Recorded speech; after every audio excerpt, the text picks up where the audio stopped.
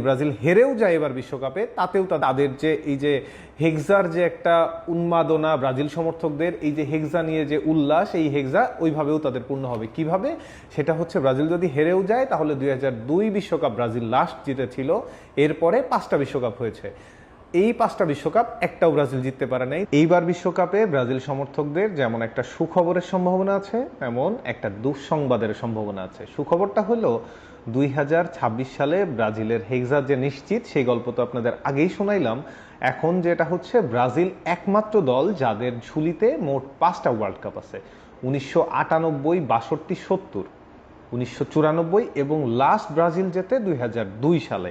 তখন Ronaldo Rivaldo রোনালদিনহোর যে একটা ব্রাজিলের কম্বিনেশন ছিল, ওইটা ছিল অ্যামেজিং। ওইটাকে বিট করার মতো ব্রাজিল এখনো একটা দল তৈরি করতে পারে নাই।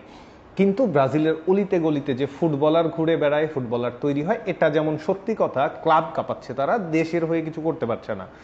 এখন ব্রাজিল কি করেছে, কার্লো আনচেলত্তির মতো একজন বিখ্যাত কোচ, একজন মানে ট্যাকটিক্যালি যে মানে সুপার, এমন একজন কোচকে ব্রাজিল হায়ার করেছে, যাতে তাদের এই যে যে একটা হেক্সা মিশন আছে ব্রাজিলের, সেটা হচ্ছে রুমোআও হেক্সা।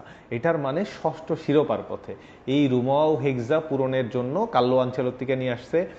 তাদের ভিনিসিয়াস জুনিয়রের মতো একজন হচ্ছে ট্যাকটিক্যালি সুপার পারফর্মার আছে, তাদের নেইমার জুনিয়র আছে। ব্রাজিল টিমটা সুপার, বাট ওই ক্লাব পর্যন্তই এই পারফরমেন্সটা সীমাবদ্ধ।